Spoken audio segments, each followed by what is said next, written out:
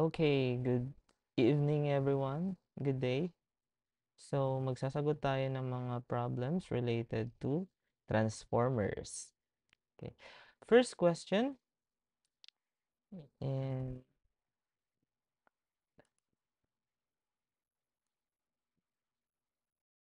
okay, so for example, number 1, transformers are rated in kilowatt, kilovolt, kilowatt hour, or kVA. So the correct answer is, of course, letter D. Why? It is because manufacturers do not know kung ano yung magiging load natin. That's why they will never uh, put kilowatt rating. Kasi it is dependent, no, ang kilowatt rating output ng ating transformer sa load ng ating customer. So, for example, mayroon kang 500 kVA, for example, na rating, and ang load natin ay unity power factor. Of course, that is 5,000 kilowatt as well na load output. And of course, hindi naman laging unity power factor. Sometimes it's 0.8. And in that scenario, magiging 4,000 kilowatt, right? No? S times cosine theta. So, but kapag kVA yung nilagay nila, no, the current and the voltage is specifically provided, no? So since the power loss is dependent upon the current, okay, as well as the voltage. Okay, so that's the reason why, to be safe, transformers are rated in kVA. Okay, of course, never ever na it's in kilovolt or kilowatt hour, an energy unit of measurement. Okay.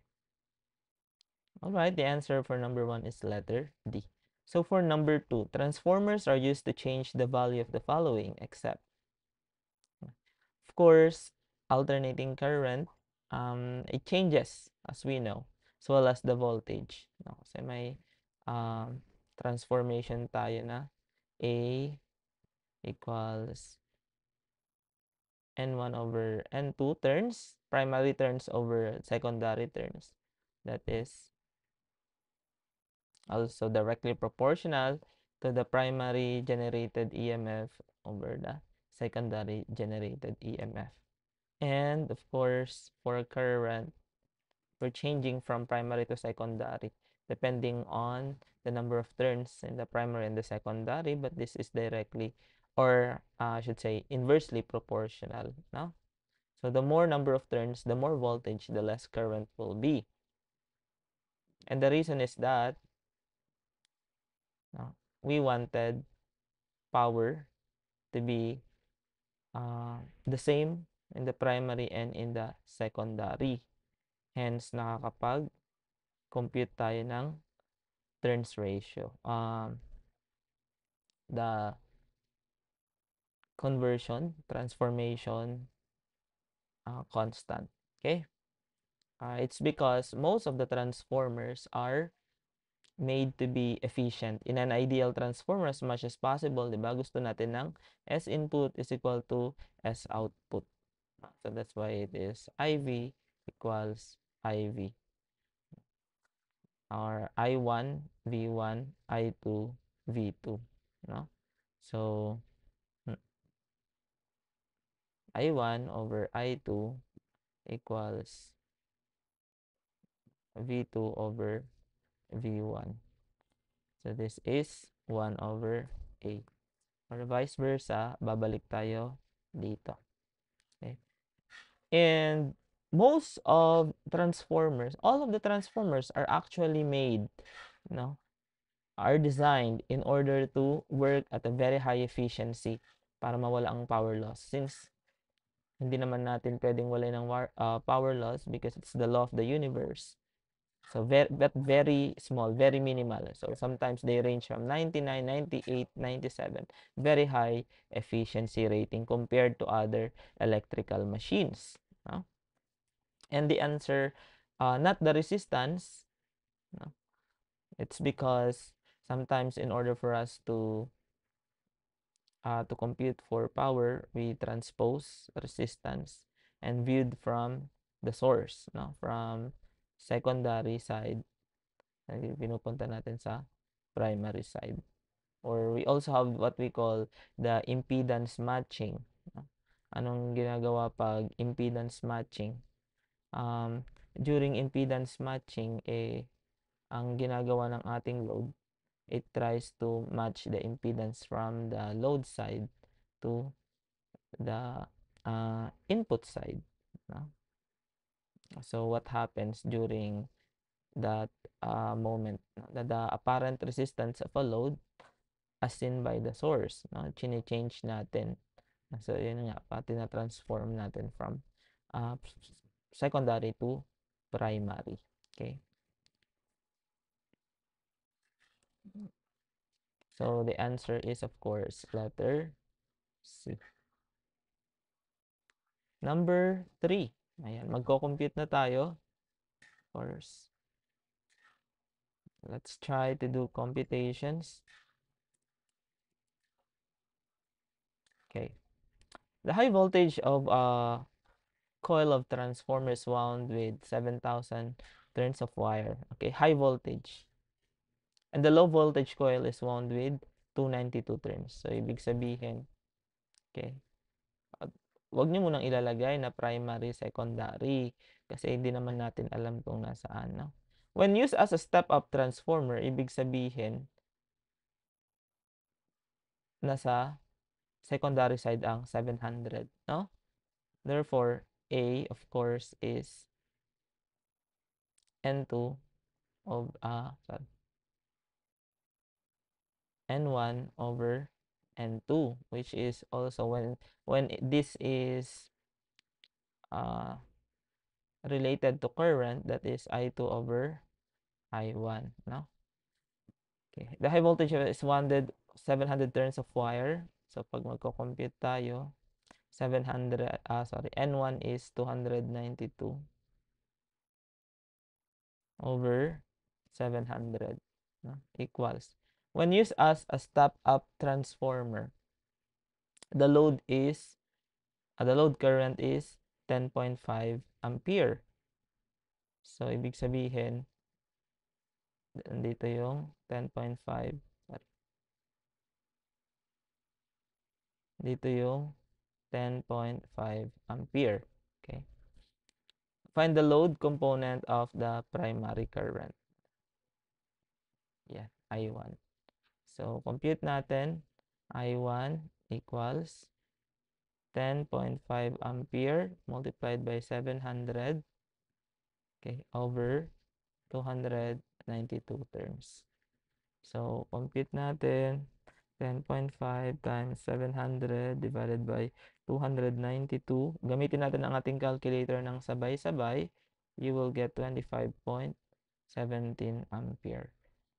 Or round it off. Choose the nearest possible answer to 25.18 ampere. Okay? Alright, ganun lang kadali yan. Next, number 4. So we have a transformer has a primary winding of 2,000 turns and a voltage of 2,400 volts and a current of, okay, with an impedance connected across the secondary winding. The secondary winding has 500 turns. What is the value of the secondary impedance? Okay. So, of course, anong gagawin natin? Ko-compute tayo ng So, i-consider natin ito na ideal transformer, no? Okay. Anong sabi? Sa ating primary side, meron tayong 2,000 turns. N1 is 2,000. Okay? Sa ating secondary side, hindi natin alam. Sinabi ba? Sinabi. It's 500 turns. Okay? So, sabi dito that the primary turn has 2,400 volts. Okay? And the secondary secondary voltage, kung walang sinabi, so be it. Okay? Okay. So, meron daw tayong current that runs through the primary winding. Of course, current natin ay 8.66 minus J5 ampere. At may impedance tayo dito sa ating secondary side, which is Z2, that is unknown. So, yun yung kailangan nating alamin. Okay. What is the value of the secondary impedance? Okay. So, anong gagawin natin? Ita-transpose natin sa kabilang side ang ating circuit. So that, pag nag-transpose tayo sa secondary side, malalaman natin ang impedance using the formula, of course, Z equals V over I. Pero ano bang gagamitin natin na V? Of course, the secondary voltage, 2, and the secondary current, 2. Okay? So, Z2. So, paano natin magagawa? Na-transpose natin. No? So, kailangan natin makuha ang V2, kailangan natin makuha ang I2. So, meron naman tayong mga given na terms, makukuha natin yon. No? So, V2 equals, no? V1, given na V1, multiplied by, from our formula, that is N2 over N1.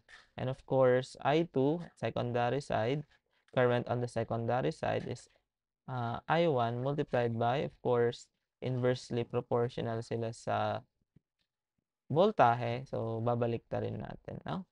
Okay, V1 is 2,400 volts multiplied by N2 is, ano yung N2 natin? 500 divided by 2,000. So, step down, no? Okay, ilan yung makukuha natin? Let's solve it. 2,400 times 500 over 2,000. So, we get 600 volts on the secondary side. And then, we use 8.66 minus J5 ampere. 2,000 over 500. So, kung bumaba ang voltahe sa secondary side, aangat ang current natin. Yun dapat ang makuha natin. So, first, naka-mode 2 dapat ang calculator natin dahil complex yung current natin. 8.66 minus 5i sa calculator kasi wala naman J sa calculator. So, 2,000 divided by 500, we get 34.64 minus J20 ampere. So, these two, we used it in solving for our Z2. Yeah. So, now we have 600 volts divided by 34.64 minus J20 ampere.